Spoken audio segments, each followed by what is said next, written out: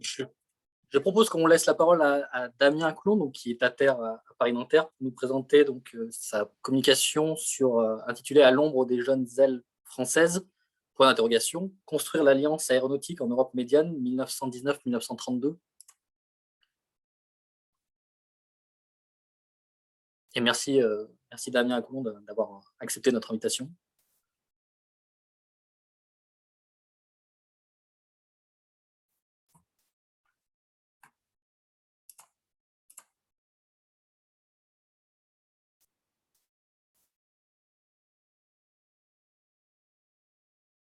Hop, voilà, normalement vous m'entendez. Oui, tout Excusez-moi à fait. pour le léger Merci. contretemps, je jongle entre les ordinateurs, donc, enfin entre les écrans.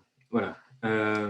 Donc, merci d'abord pour votre invitation, parce que je suis ravi d'intervenir et de participer pour la première fois au séminaire que j'ai suivi déjà avec plaisir, justement via la chaîne YouTube. Donc, ça confirme tout l'intérêt de ces enregistrements et je vous remercie encore de votre invitation. Que j'ai donc saisi avec grand plaisir pour vous proposer, si vous êtes d'accord, une présentation sur un sujet qui est un peu annexe dans mes recherches, puisque je travaille sur les as de la Première Guerre mondiale, c'est-à-dire ces sortes de chevaliers du ciel qu'on a mythifiés et qui ont pu servir diverses causes durant l'entre-deux-guerres.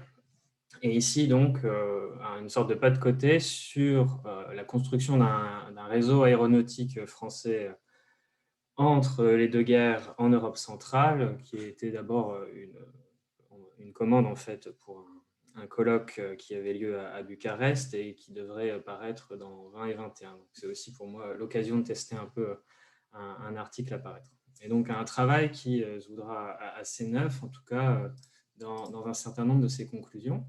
Enfin, je l'espère en tout cas, en partant notamment de cette citation que j'ai trouvée donc, pour la fin de la période que j'ai retenue, c'est-à-dire 1919-1932, de Pierre Weiss, donc, qui à l'été 1931 est commandant au Bourget, détaché auprès du ministère de l'Air pour voler sur les lignes opérées par la Compagnie internationale de navigation aérienne, la CITNA, entre Paris et Istanbul, via Prague, Vienne, Budapest, Belgrade et Bucarest, c'est-à-dire l'essentiel des capitales d'Europe centrale.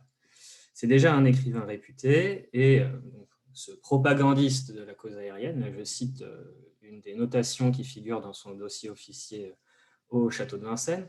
Donc, ce propagandiste de la cause aérienne, il rapporte que cette liaison complète des puissances balkaniques, là c'est la citation que vous voyez, par l'avion français renforce notre position morale et démontre la santé de notre aéronautique à des populations impressionnables. Cet oiseau journalier, passant à heure fixe, jamais en défaut, les déconcerte, les séduit, les convainc de notre merveilleux destin. Dans les Balkans, aviation égale Sidna, Sidna égale France. Donc, en plus de matérialiser la proximité des aviations civiles et militaires françaises entre deux guerres, puisque c'est le ministère de l'Air qui met en disponibilité, enfin à disposition en tout cas, enfin non, c'est l'armée, pardon, qui met à disposition du ministère de l'Air un de ses officiers pour faire une propagande d'une ligne civile. Cette œuvre de commande, donc Sidna ou l'Express d'Istanbul, témoigne de la dimension stratégique d'une compagnie aérienne pour la politique française en Europe médiane. Lors de cette petite décennie de la prééminence française en Europe centrale, pour reprendre une citation de Trajan Sandou, les années 20 sont aussi celles du développement de la symboliquement bien nommée Compagnie franco-roumaine de navigation aérienne, CFRNA, devenue CIDNA, donc Compagnie internationale de navigation aérienne, à partir de 1925. Plus longue ligne transcontinentale de son temps, disposant du monopole pour desservir les capitales centre-européennes jusqu'à sa fusion au sein d'Air France mi-mai 1933, cette compagnie peu étudiée n'a jamais été intégrée à une analyse plus large de la stratégie française en Europe médiane et même finalement a été assez peu étudiée jusqu'à présent. Alors, ici, quelques travaux qui l'évoquent, donc un article, un manuscrit par un historien érudit éclairé, mais non pas professionnel, c'est-à-dire qu'il n'y a pas les référencements, et puis un dernier ouvrage qui vient de sortir l'année dernière, qui là aussi manque de référencement et n'est pas intégré véritablement dans une réflexion plus globale. alors qu'on a 2 articles qui sont déjà assez anciens, qui ne se concentraient seulement que sur l'aviation militaire. Et on dispose de quelques études régionales, notamment celle de la thèse de Jan Oliva sur les réseaux de transport tchécoslovaques, qui comprend une 3e partie sur l'aéronautique. Mais au-delà de ça, on a finalement assez peu d'éléments sur les éventuels liens entre la France et les pays d'Europe centrale, alors que l'aviation, qui est donc née au début du siècle, est une industrie de pointe qui reflète la modernité des nations. Et alors que la Grande Guerre a développé ses usages militaires, elle devient un enjeu essentiel de puissance à l'échelle internationale. C'est pour moi intéressant d'étudier ces liens. Elle participe ainsi pleinement de la politique d'alliance française avec les États d'Europe médiane, soumis à d'autres influences. Et donc, cette citation de Pierre Weiss, sans nuance et non sans condescendance, invite à interroger les moyens aériens déployés par la France et l'uniformité de leur réception au cœur d'une Europe redessinée. Les pays vaincus ayant été privés pour l'essentiel de leurs moyens armés, un maillage politico-militaire français édifié au cœur de l'Europe espérait en effet prévenir le rétablissement des possibilités allemandes et la menace bolchevique, qui sont les 2 enjeux stratégiques dans cette région pour la France. Disposant d'un potentiel militaire comme civil, l'aviation était donc un maillon essentiel de ce dispositif, dont les résultats ont été débattus par l'historiographie, on y reviendra. Si donc les études n'ont consacré qu'une faible attention à tout ça, on a pourtant un certain nombre d'éléments, notamment dans les archives, les archives militaires à Vincennes, qui nous donnent des éléments de réponse, en tout cas, qui nous permettent de construire une histoire, tout en les associant aux archives, par exemple, du musée Air France, qui, elle, est dépositaire d'une partie mais finalement une très faible part, l'essentiel est perdu, mais une partie des archives de la CFRNA CITNA, donc qui nous permettent aussi d'observer les circulations intervenues entre ces domaines militaires et civils, dont les acteurs sont parfois les mêmes, comme le suggèrent les dossiers de carrière donc, de ces officiers qui ont été aussi des pilotes. Et là aussi, une situation d'entre-deux intéressante pour nous. Devant représenter l'aviation française dans les pays traversés, cette CFRNA-CIDNA révèle la structure de la politique d'alliance aéronautique française en Europe médiane, mais donc les pays baltes, la Grèce et l'Albanie, qui sont restés assez marges, qui n'ont pas été intégrés dans ce réseau aérien français, ne sont pas donc compris dans mon étude, sachant qu'il fallait prendre aussi la diversité des contextes locaux, donc il me semblait assez logique, en partant de cette ligne aérienne, d'exclure celles qui ne sont pas traversées par elle. Donc, très rapidement sur la Première Guerre mondiale, pour partir donc de ce fait, pour voir que pendant la guerre, la France a déployé des pilotes et des personnels français sur le front balkanique et notamment sur le front russe également, pour soutenir ses alliés avec un certain nombre de provisions aux armées qui vont aussi être autant d'éléments diplomatiques.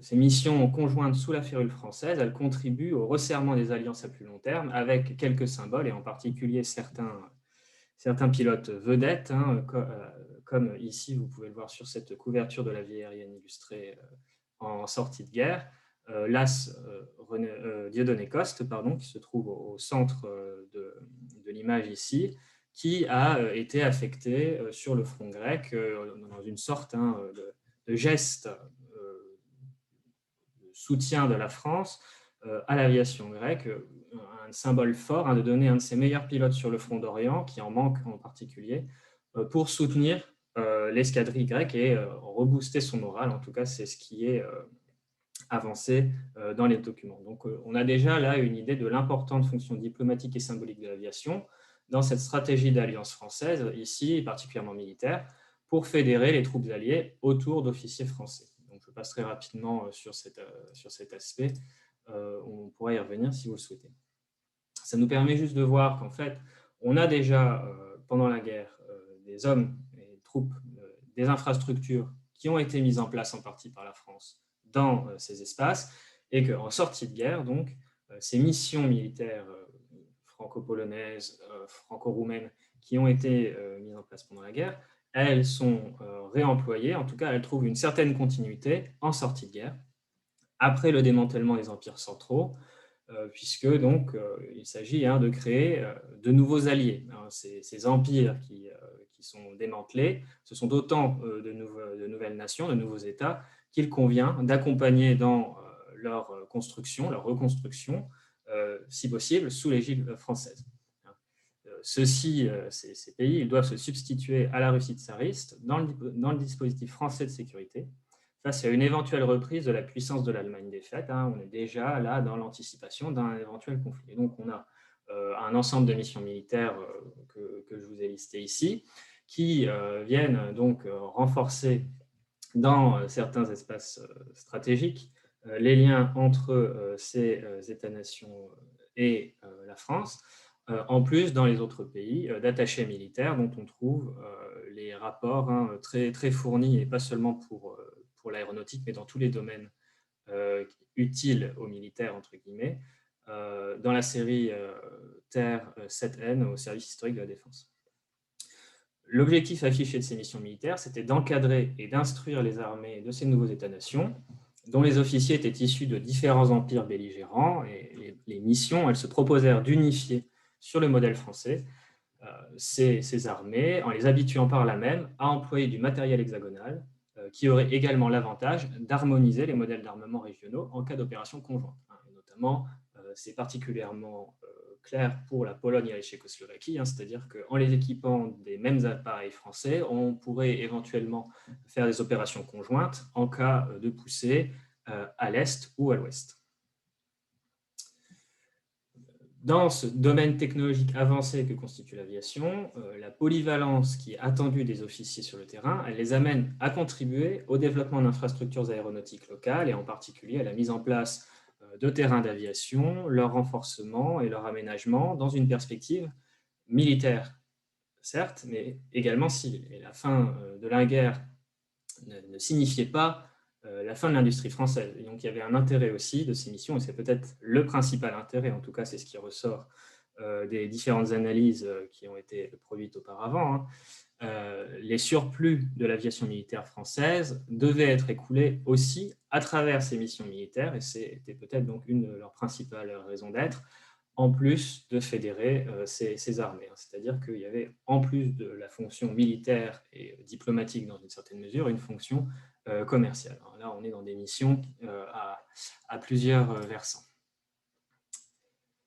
Il y a une mission en particulier, en revanche, qui s'est distinguée, c'est cette mission aéronautique d'Orient, mise en place en 1919 et jusqu'en fait au tout début de l'année 1921, mais bon, en fait, ces fonctions cessent déjà dès 1920. Elle est envoyée, cette mission aéronautique d'Orient, par la loi du 30 juin 1919, et donc ses finalités varient nettement, en tout cas se distinguent nettement des autres missions. Elle a pour premier objectif d'organiser le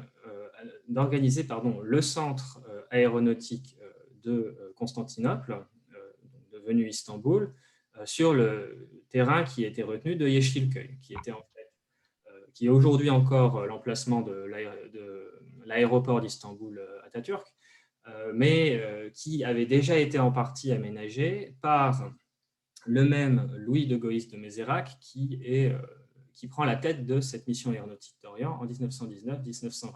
En fait, il a été envoyé en avril 1914 dans l'Empire ottoman pour aménager justement ce centre et former une école d'aviation ottomane, une mission qui a été abrégée. Il a été quand même nommé commandant de l'aéronautique ottomane en 1914 par le sultan. Mais donc, évidemment, cette mission a cessé à partir de la déclaration de guerre, et en juillet 1914, Louis de Goïs de Mézérac rentre en France pour être mobilisé. Il revient donc en 1919 pour terminer, entre guillemets, mais cette fois-ci dans des conditions différentes, cette mission d'aménagement et donc de conversion, entre guillemets, de l'aviation turque à la France. Donc, il achève notamment à proximité de la base d'hydravion que vous voyez ici en haut au centre de l'image, la base d'hydravion qui avait servi pendant la guerre. À proximité, donc, il termine l'aménagement et l'installation des infrastructures nécessaires à des déplacements aériens, et notamment donc, pistes d'atterrissage, hangars, dans des conditions assez difficiles, et notamment il relève l'éventuelle compétition d'une société allemande qui s'intéresserait à la région. Cependant, évidemment, l'interdiction des traités lui facilitera la tâche, je vais y revenir.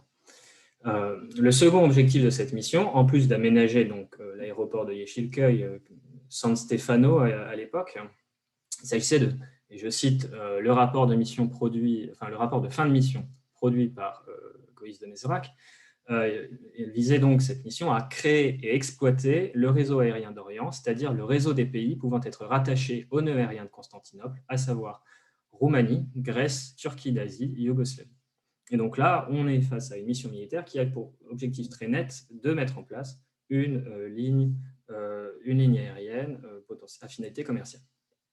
Et c'est notamment cette mission qui met en place, aménage la liaison entre Bucarest, avec une étude pour passer soit par la mer Noire, soit par l'intérieur des terres. Et donc, les conclusions de cette étude parviennent à établir un itinéraire détaillé de cette ligne en passant donc par l'intérieur des terres en survol de la Bulgarie pour parvenir jusqu'à Bucarest.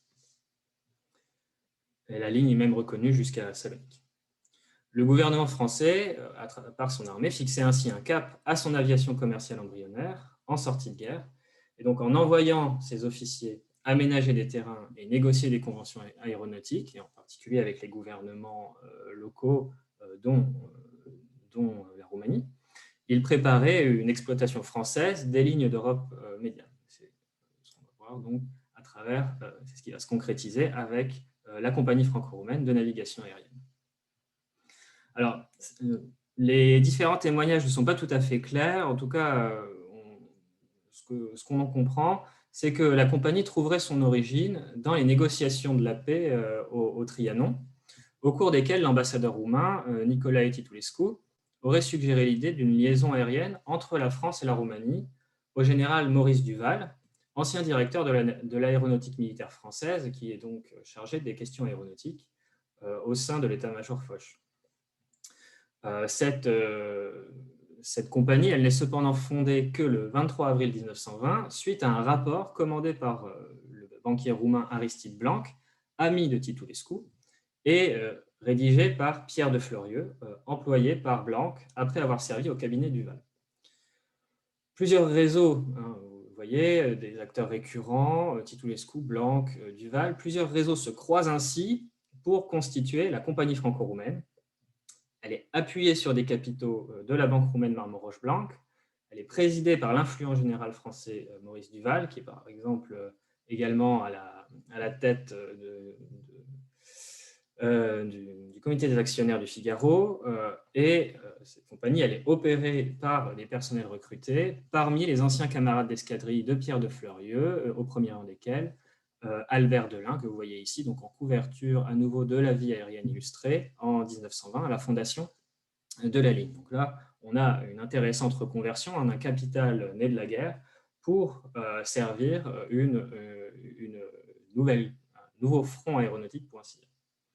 Et, par exemple, un autre cas intéressant, c'est celui de Louis Guidon, qui est pilote sur le front d'Orient et qui est intégré à la mission aéronautique de San Stefano, donc la continuité de la sortie de guerre dont je vous parlais, et qui se retrouve à la franco-roumaine ensuite, comme beaucoup de mécaniciens qui avaient servi dans l'armée d'Orient. Donc, les personnels qui, en fait, même s'il peut y avoir des allers-retours entre la France et l'Orient, ici, qui finalement décrivent une certaine continuité de la trajectoire. Forte du monopole et du soutien octroyé par le gouvernement français, la compagnie franco-roumaine négociait l'exclusivité de l'exploitation de ces lignes avec les États traversés, notamment dans le cadre de négociations bilatérales menées avec la diplomatie française pour obtenir des concessions de 10 à 20 ans qui pouvaient parfois comprendre des avantages en nature concernant les installations aéroportuaires et leur aménagement, et qui servaient aussi les intérêts de certains États, et en particulier, et ça c'est Yann Oliva qui le montre très bien dans sa thèse, que la Tchécoslovaquie est particulièrement intéressée de renforcer sa position de nœud de l'Europe tout en se désenclavant, puisqu'on est là face à un État territorial, en tout cas un État terrestre qui est enclavé, qui n'a pas d'accès à la mer et qui a donc un besoin, en cas de conflit avec un de ses voisins, de pouvoir passer par une autre dimension que le seul sol, et donc notamment la voie des airs. C'est pour ça qu'il y a aussi un volontarisme très important de la Tchécoslovaquie dans ce domaine, mais également de la Roumanie.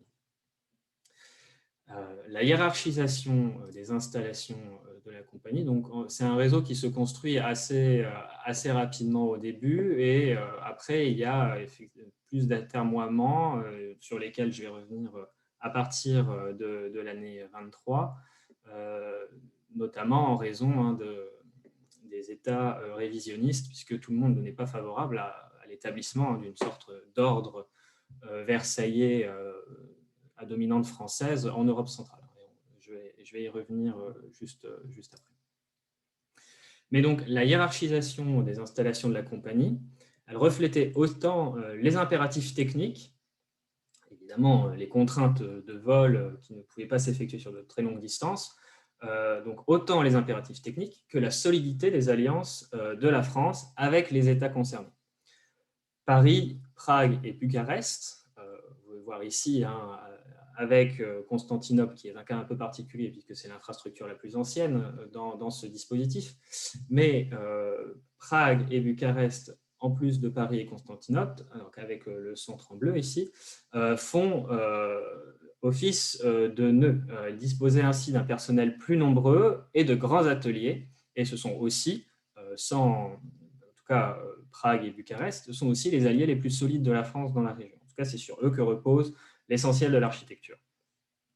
Les autres aérodromes n'étaient équipés que d'ateliers sommaires pour les réparations les plus courantes, puisque les appareils restaient soumis à de nombreux aléas techniques et climatiques, de nombreux aérodromes de secours furent par ailleurs aménagés, en particulier à proximité des massifs montagneux. Donc, ils n'apparaissent pas sur cette carte qui est reproduite dans le bulletin de renseignement, mais par exemple, entre Belgrade et Bucarest, vous avez donc la traversée d'un massif montagneux au niveau des portes de fer, près de Turku-Severin, qui imposait évidemment la création d'un éventuel aérodrome de secours, d'un aérodrome de secours en cas d'éventuel problème, pour permettre aux avions de se poser et non de se cracher lors de cette traversée des massifs. Donc, la dimension politique de cette ligne, elle est vraiment essentielle, et j'y viens. Cette seule évocation, en fait, devant le Sénat, alors qu'il est en train de passer en revue l'exploitation des différentes lignes aériennes subventionnées par la France début 23, cette citation du général August Hirschauer, qui est devenu sénateur, et donc qui était ancien directeur de l'aéronautique militaire, il souligne que la compagnie franco-roumaine, c'est, et je le cite, le type de la ligne d'intérêt politique. La conception d'une ligne nationale survolant les territoires de 7 pays étrangers avant d'atteindre Constantinople est en effet une belle hardiesse. Et donc là, manifestait très clairement la ligne politique, comme le reflétait l'obélisque commémoratif inauguré simultanément, l'obélisque commémoratif inauguré simultanément sur chaque aérodrome des 7 capitales desservies le 12 novembre 1922, c'est-à-dire que vous avez donc 7 obélisques dans chaque aérodrome. La France était donc installée au cœur de l'Europe médiane à travers cette ligne. Et ici, vous pouvez voir celui du Bourget en présence du président de la République, donc Alexandre Mirand, et de diverses personnalités intéressées par le développement aérien, et notamment les secrétaires d'État à l'aéronautique et au transport public, Pierre-Étienne Flandin, Laurent Hénac, selon les moments, et tout le gratin plus généralement. Plus longue ligne internationale du monde, opérant les vols de nuit commerciaux pour réaliser la liaison Paris-Bucarest en moins de 24 heures si les conditions mécaniques et météorologiques le permettaient dès 1923. Les performances de la compagnie franco-roumaine, elles constituaient autant de démonstrations de puissance de son pays d'origine.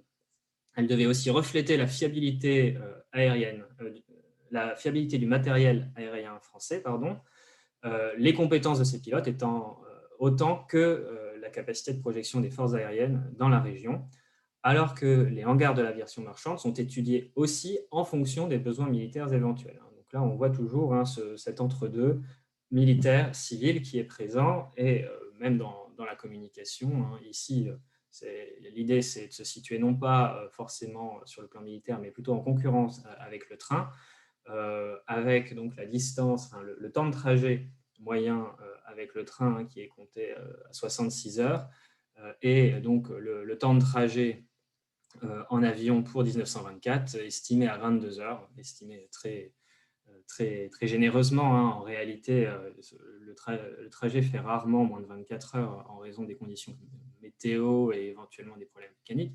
Mais l'idée, c'est aussi de convaincre une certaine élite française et européenne de préférer l'avion plutôt que le train. Cette dimension politique de l'aviation, donc cette liaison des capitales d'Europe centrale avec la France, cette dimension politique de l'aviation, elle permettait de justifier l'octroi d'importantes subventions aux lignes commerciales dans le cadre du soutien de l'industrie aéronautique en transition, en sortie de guerre, et dont les moyens devaient pouvoir être efficacement mobilisés en cas d'un nouveau conflit. Et ça se traduit de façon assez caractéristique, c'est-à-dire qu'en 1924, la compagnie, elle tire près de 80% de ses revenus de subvention, pour l'essentiel française, contre à peine 8% de son trafic aérien. Donc c'est en fait une compagnie qui n'atteindra jamais la rentabilité, ce qui va aussi conditionner sa fusion au sein d'Air France.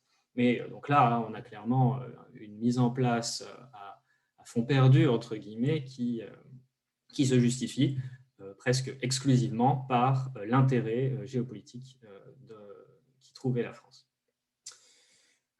D'où cette question de l'argent en l'air, pour questionner un peu le bilan aéronautique de cet impérialisme du pauvre qu'évoquait Georges-Henri Soutou dans un article resté fameux, où il analysait les maigres résultats obtenus par le gouvernement français pour renforcer l'implantation des entreprises françaises en Europe centrale, comme relevant d'un impérialisme du pauvre, d'autant plus criant qu'elle y était révisée, qu'elle était militairement présente et qu'Allemands et Britanniques y remportaient des marchés. C'est-à-dire la France présente militairement, les Allemands et les Britanniques empochant la mise malgré tout, alors même que les Allemands ont été exclus du jeu dans la première moitié des années 20.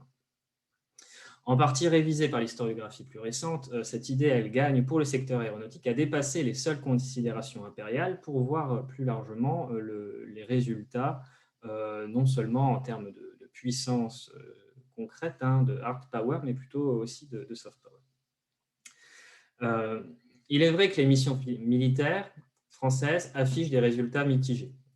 Les appareils, notamment issus des stocks de guerre, sont souvent livrés abîmés ou incomplets, et ils tendent à résumer aux yeux des opposants locaux la fonction de ces missions à celle d'agences commerciales de matériel usé et défaillant. Et donc les oppositions locales, en particulier dans la gauche tchécoslovaque, se font importantes à partir de 1920-21 contre ces missions militaires qui en plus coûtent au pays. C'est-à-dire que les militaires français sont présents dans le pays, ils aident à la construction de l'armée nationale, mais l'État, évidemment, l'État tchécoslovaque verse de l'argent pour soutenir cette mission militaire. Donc, il y a très rapidement, à partir de 1921, c'est très net, une réduction sensible des effectifs de ces missions militaires contre lesquelles une certaine grogne monte, en raison notamment de cette idée que la France se sert de ces missions pour liquider son matériel usagé.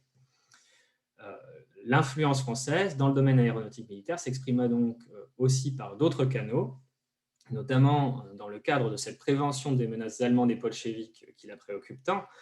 La série d'emprunts accordés par le gouvernement français à ses alliés d'Europe médiane en janvier 24 contribuait à renforcer les investissements dans l'industrie aéronautique militaire française, et donc des prêts de 400 à 300 millions qui sont accordés par exemple à la Pologne ou à ce qu'on va appeler la Yougoslavie par facilité de langage, le royaume des Serbes, Croates et Slovènes. Donc cet argent qui accordé en prêt à ces États va servir, et c'est mentionné, c'est très clair dès son accord, hein, va servir à acheter du matériel français. Une citation rapidement, hein, le général Stanojević, qui prend la direction de l'aviation militaire yougoslave en 1924, explique alors, et je le cite, « Il ne doit y avoir de place dans notre aviation que pour les idées françaises. » De fait, l'objectif est atteint dans un certain nombre d'aviations, en particulier polonaise et yougoslave à cette période. Ça se distend ensuite en Pologne. Ce qui se vérifiait dans les aéronautiques militaires centre-européennes semble moins évident dans le domaine civil. Et malgré la relative jeunesse de l'aviation, l'industrie des moteurs et les collaborations économiques anciennes dans le domaine mécanique, donc les relations économiques anciennes entre ces États et notamment les entreprises allemandes, tendent à compliquer substantiellement la pénétration française, puisque les entreprises allemandes étaient présentes de longue date. Elle procéda, surtout pour la France, de la vente de licences, par exemple les moteurs Lorraine Dietrich aux usines Škoda de Pilsen, ou Schneider qui avait négocié une partie du capital, ou alors à l'usine IAR à Brașov en Roumanie, hein, dont le tiers du capital initial était entre des mains d'associés français. Donc là, on a d'autres moyens, hein, pour l'aéronautique française de pénétrer dans ces territoires, mais de fait, les résistances sont extrêmement fortes.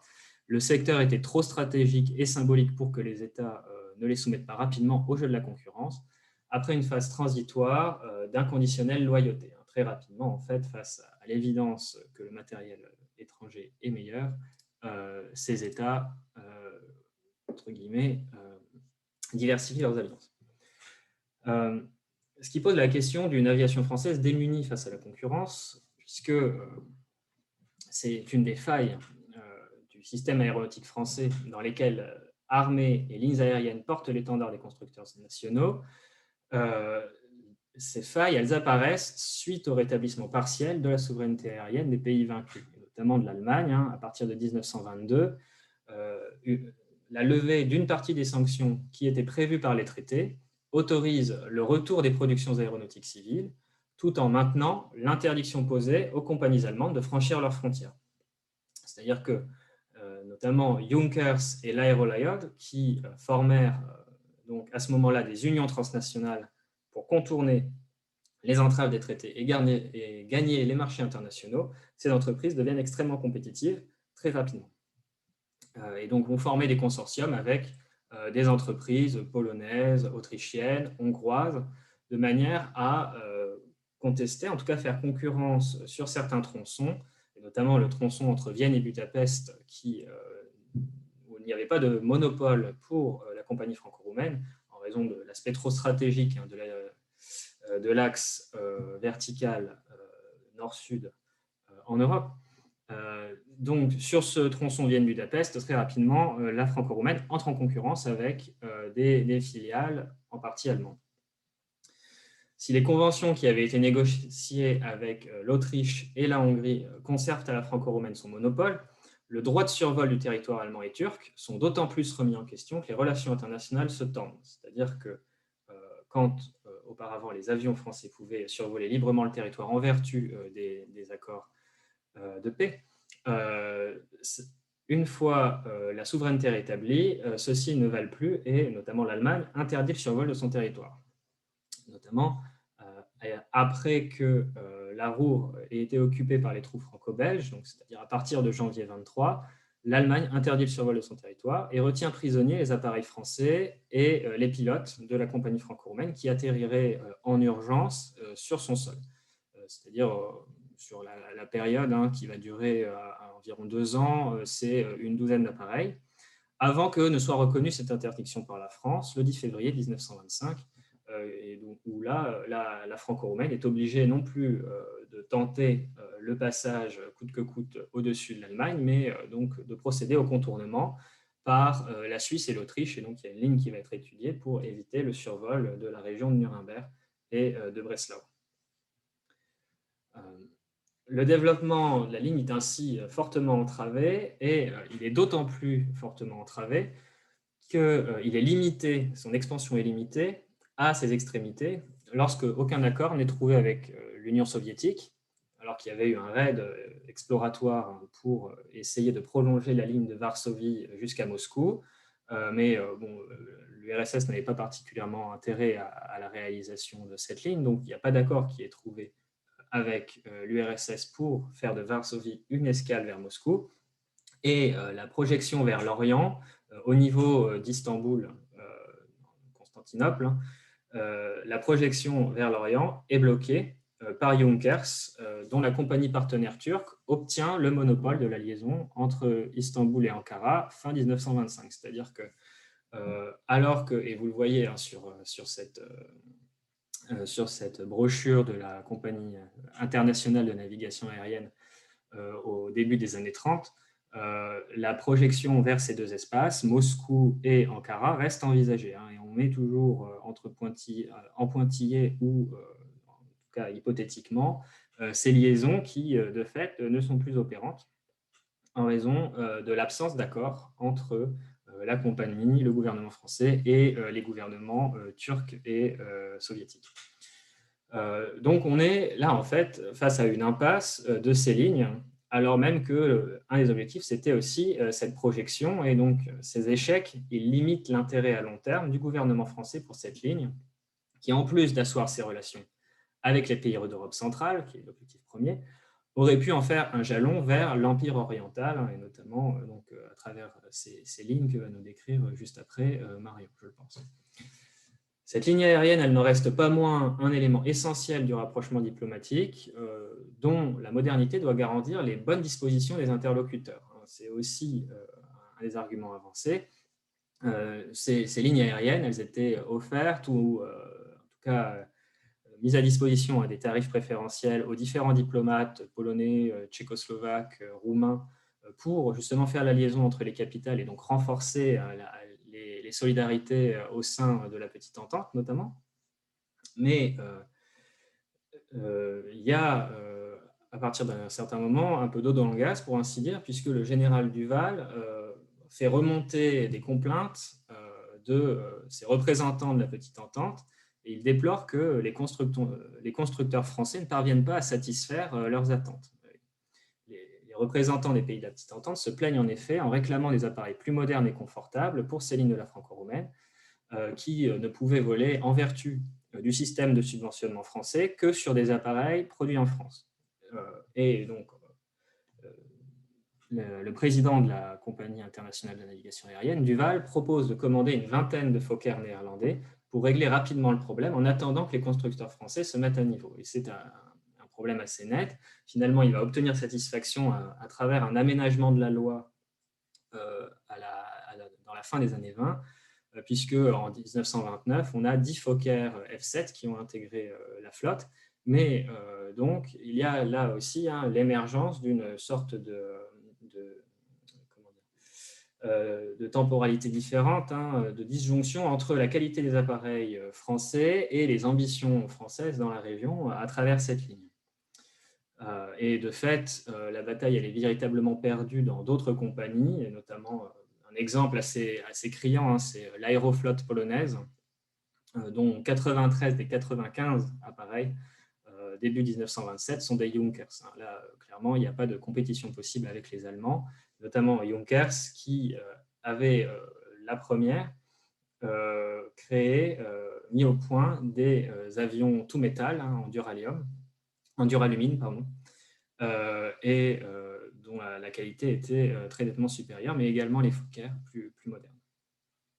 Donc, les États d'Europe médiane vont ainsi assez logiquement au mieux offrant dans cette période pour développer leur propre flotte, même si les considérations nationales restent importantes dans le cadre de la diplomatie aéronautique. L'axe révisionniste accueille d'autant moins favorablement, donc l'axe révisionniste, c'est-à-dire les États qui s'estiment perdants en vertu des traités signés en 1919-1920, donc c'est-à-dire surtout l'Allemagne, la Hongrie et la Turquie, même si la Turquie obtient satisfaction à travers Lausanne. L'axe révisionniste, il accueille d'autant moins favorablement les productions françaises qu'elles sont moins performantes. Les alliés de la France, en revanche, affichent une préférence, mais ne lui accordent jamais d'exclusivité dans un contexte concurrentiel, et c'est ça qui est très net. Hein. Les révisionnistes sont vraiment très hostiles aux productions françaises, et les alliés, malgré tout, doivent varier un peu leurs commandes, force est de reconnaître que la qualité des appareils français est moindre. Donc, dans ce contexte, la puissance des élites francophiles est essentielle pour la pénétration aéronautique française, et en particulier en Tchécoslovaquie, en Roumanie, en Yougoslavie. On a à la tête des États ou des aéronautiques nationales des élites francophiles très puissantes qui parviennent à imposer malgré tout le matériel français envers et contre tout, pour ainsi dire. Et donc, c'est assez saisissant, hein, sans doute sans ces élites nettement francophiles, en particulier formées en France, etc., il n'y aurait sans doute pas eu cette permanence, hein, en tout cas la déprise française dans la région aurait peut-être été plus rapide encore. Alors même qu'on a la projection de la France sur d'autres fronts. Donc, pour conclure assez rapidement, puisque vous m'avez donné un peu plus de temps et je l'ai déjà consommé, cette question de savoir, et à mon avis, c'est comme ça qu'il faut l'analyser plutôt qu'un impérialisme du pauvre, en fait, on arrive plutôt à une alliance plus objective, c'est-à-dire plus nuancée.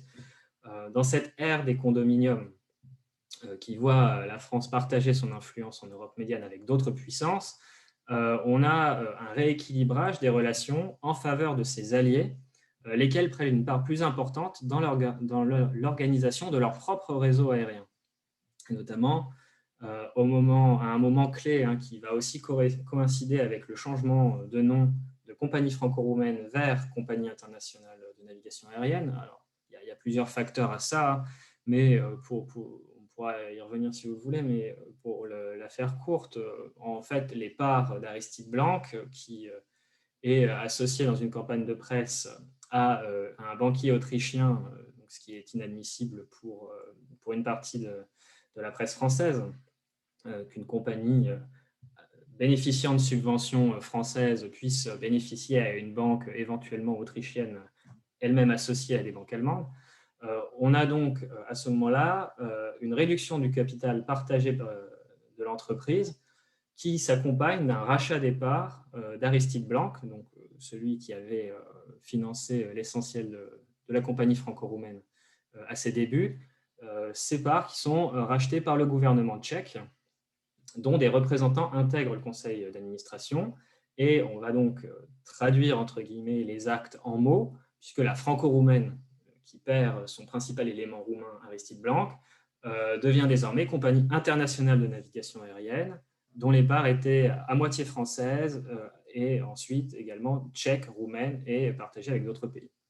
Donc on a là un tournant pour la ligne qui va s'accompagner d'autres contreparties, c'est-à-dire notamment l'intégration à partir de ce moment-là de pilotes issus de ces pays alliés.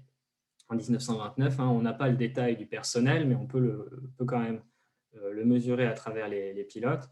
On a non plus seulement des pilotes français qui survoleraient, c'est-à-dire domineraient ces espaces, mais également désormais des pilotes tchécoslovaques, hongrois, yougoslaves, qui donc sont intégrés à la flotte comme contrepartie du subventionnement et du financement de ces lignes.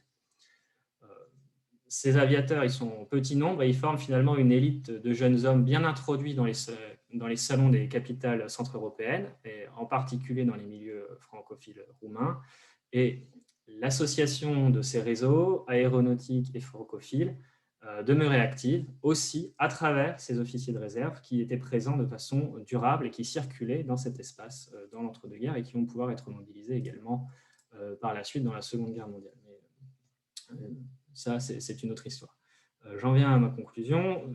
Pour constater, faire remarquer que finalement, le système aéronautique français en Europe médiane, il a été patiemment édifié dans la continuité de la Grande Guerre et il aboutit à un rééquilibrage des alliances en faveur des gouvernements centre-européens pour différents facteurs, mais finalement, puisqu'on est sur une séance sur les représentations, l'aviation française, elle ne rayonnait pas au centre de l'Europe, aussi largement que l'écrivait Pierre Weiss ou même Paul Morand dans dans un autre livre.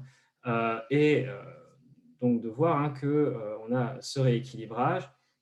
Dans ce rééquilibrage, le domaine aérien n'en demeurait pas moins un instrument important de la politique d'alliance française en Europe médiane et que malgré tout, hein, malgré cette politique volontariste et ce subventionnement important de l'État français, la modernité du matériel français souffrait toujours de la comparaison avec ses concurrents, notamment allemands, et le retard pris pour adapter le système aéronautique français aux exigences de ses alliés, s'il pouvait alors paraître en tout cas compensé, devint rédhibitoire à partir du milieu des années 30. Et là, je vous renverrai à la thèse de Thierry Vivier en particulier. Je vous remercie de votre attention et je m'excuse du coup pour avoir fait un peu long. Merci beaucoup, Damien, pour la présentation très complète aussi et très claire. Est-ce qu'il y a des questions ou des remarques? J'en ai quelques-unes, mais je ne veux pas toujours démarrer éventuellement. Louis, peut-être? Ouais, moi j'en ai quelques-unes, mais je vois que Sébastien a la main levée, effectivement, a posé une question sur le chat. Donc peut-être Sébastien, tu veux préciser un peu? Oui, non, mais il n'y a pas que. Enfin, je ne vais pas toujours mobiliser, mais j'avais évidemment des remarques. D'abord, merci pour cet exposé. Le mot poste a été évoqué par l'Aéropostale, donc cette compagnie privée. Donc, si j'ai bien compris votre propos, plutôt en alliance et en soutien de la SIDNA vers des horizons vers l'Orient. Mais est-ce que, par exemple, l'administration des PTT, là, pour le coup public, a des échanges avec la SIDNA et je mettrai ça en parallèle avec les missions à la fois diplomatiques et industrielles des PTT pour l'installation du télégraphe vers Istanbul? Est-ce qu'il y a des porosités? Est-ce que des acteurs peuvent se retrouver? Est-ce que c'est une sémantique autour des PTT, des échanges et de la communication que vous avez croisé dans vos recherches? Alors, merci beaucoup pour votre question, puisque vous mettez le doigt sur quelque chose que je n'avais absolument pas envisagé, mais qui, pour le coup, est passionnant. Il y a la mise en place de la TSF à des fins aéronautiques, hein, très nettement. C'est pas, en tout cas, dans ce que j'ai pu consulter, il n'est jamais question des PTT, ça c'est très clair. Même si, la mise en place de cette ligne aérienne, elle a aussi pour fonction de transporter du courrier. Et on compte les tonnes de courrier qui sont transportés comme des résultats objectifs justement de ces lignes pour transporter notamment les courriers diplomatiques. Donc, mais justement, oui, non, je n'ai jamais vu référence très claire, mais je ne suis pas allé voir directement dans les archives des PTT. Il y aurait peut-être des choses à y trouver, donc c'est pour ça que je vous remercie vivement de votre question. C'est quelque chose que je n'ai pas vu évoquer par ailleurs, donc que je n'avais pas envisagé. Mais la TSF, très nettement, elle est développée à des fins, d'abord, en tout cas sur les bases aériennes, hein, puisque c'est en fait de ça qu'il s'agit, très nettement à des fins de contrôle aérien, et notamment pour la communication en cas de mauvais temps, ou simplement pour indiquer les positions. Et donc, les différentes installations de TSF, elles ont pu permettre derrière au PTT d'opérer. Ça, je ne sais pas. J'ai un exemple, mais parce qu'il est un peu historique et faudrait que je le vérifie en fait en tchèque, mais ça, je n'en suis pas capable. Mais donc, il s'agirait en fait l'antenne de TSF mise en place sur l'aérodrome de Kpeli à Prague.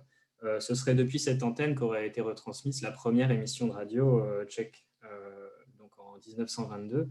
Ça demanderait à être confirmé, mais du coup, il y a pu éventuellement y avoir, avec les différents ministères, il y a certainement eu d'ailleurs des communications. Mais effectivement, je n'ai pas du tout creusé cet aspect et c'est très intéressant.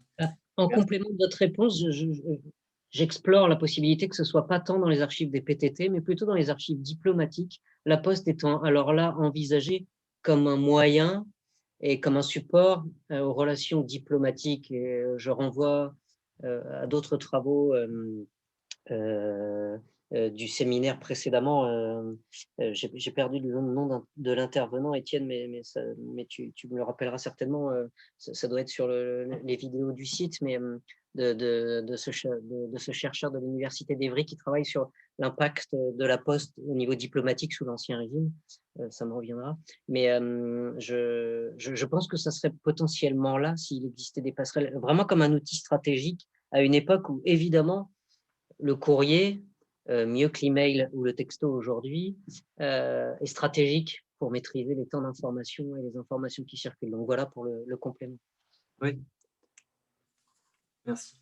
Oui, bah, les archives diplomatiques, oui, j'y ai pensé. Je n'ai pas encore réussi à booker de place, malheureusement, en raison des dernières difficultés. Mais comme j'avais pas mal déjà, enfin, de toute façon, je vais y aller, hein, j'en ai absolument besoin. Mais comme il y a souvent des copies en fait qui sont faites aux attachés militaires, donc j'en ai vu une petite partie et j'ai pas encore vu les PTT. Mais je vais définitivement sonder la question. Juste, vous avez évoqué l'Aéropostale tout à l'heure et la Sidna. En fait, ce sont deux compagnies distinctes, hein. Je l'avais mis en parallèle parce que je pensais, mais le temps manquait déjà, je pensais mettre en perspective le développement de la Sidna d'un côté à celui de l'Aéropostale de l'autre, notamment ici dans la projection et la dimension graphique, hein, c'est assez net. Mais ce sont deux compagnies distinctes et qui justement vont ensuite être fusionnées au sein d'Air France, mais qui opèrent là, bon, alors, sous l'égide des mêmes structures, mais ils n'ont pas les mêmes directions. C'était juste pour cette précision. Je ne voulais pas induire en erreur. Non. Bah non, ça ne l'était pas, mais ce visuel, là, cette comparaison d'affiches est absolument magnifique, hein. Je le confirme.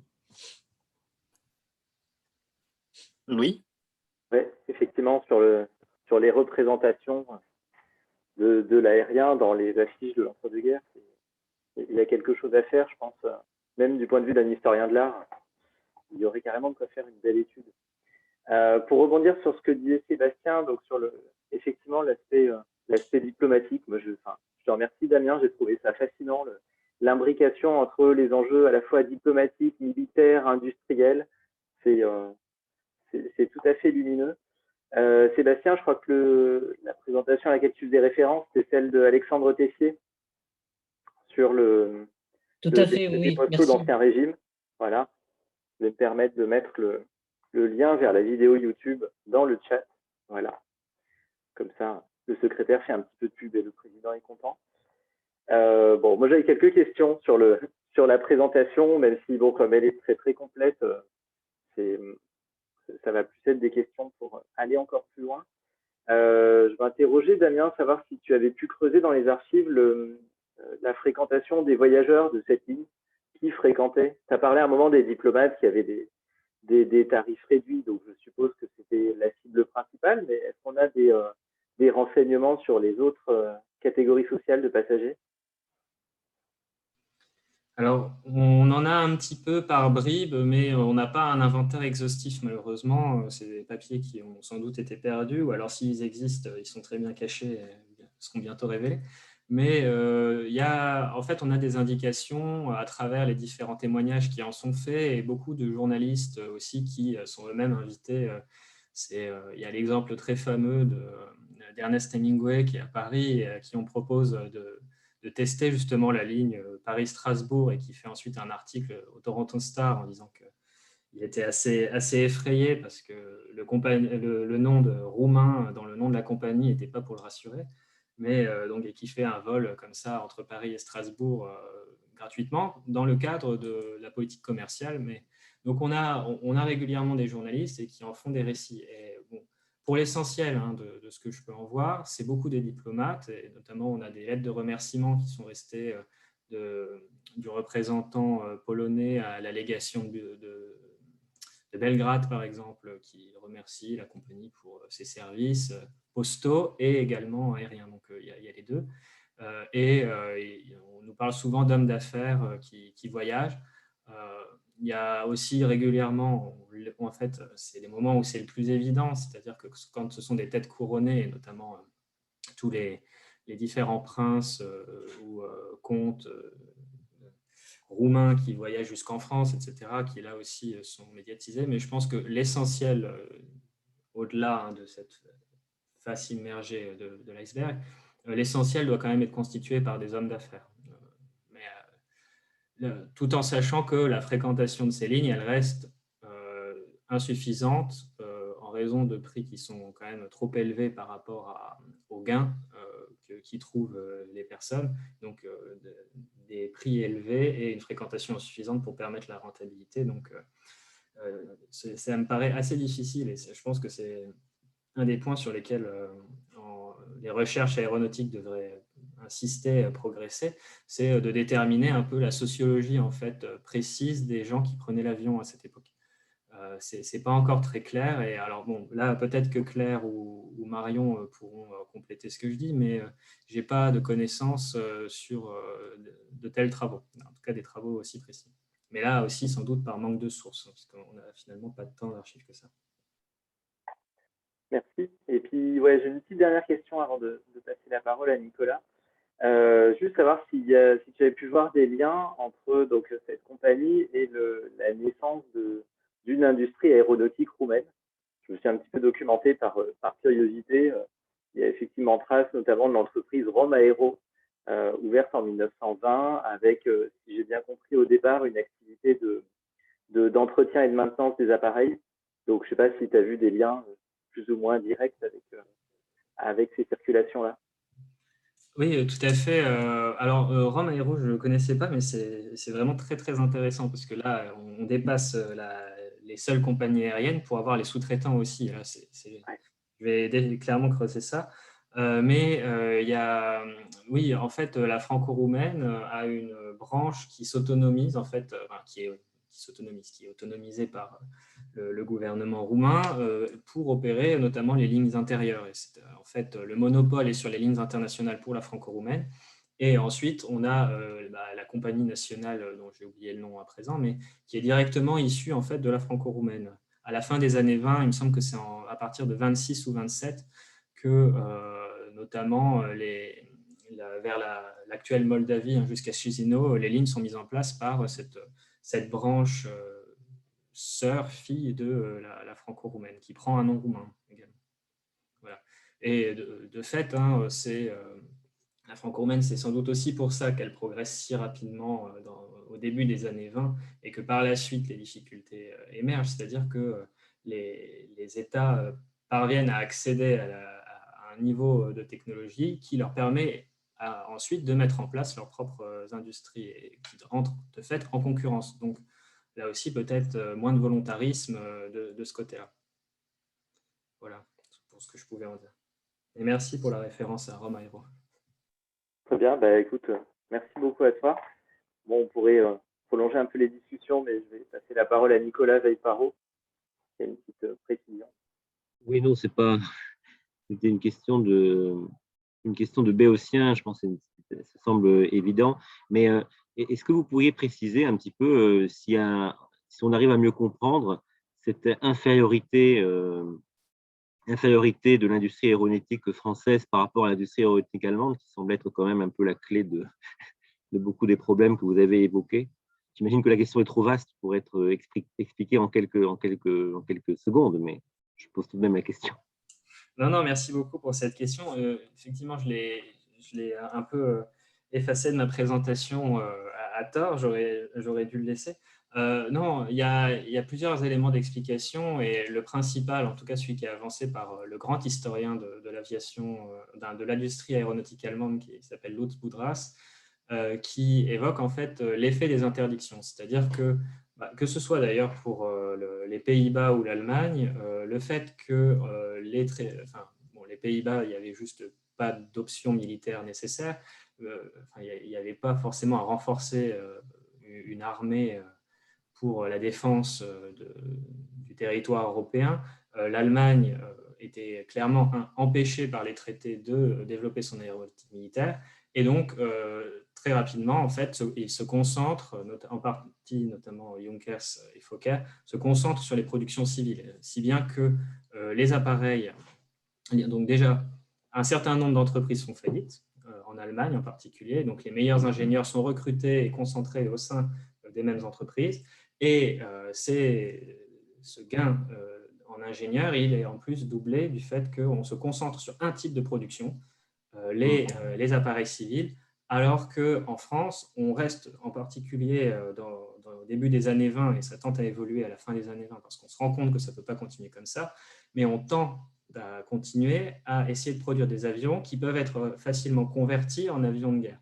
Et en particulier, les premiers appareils de transport, donc où on pouvait avoir plusieurs passagers, devaient aussi être facilement convertis en bombardiers.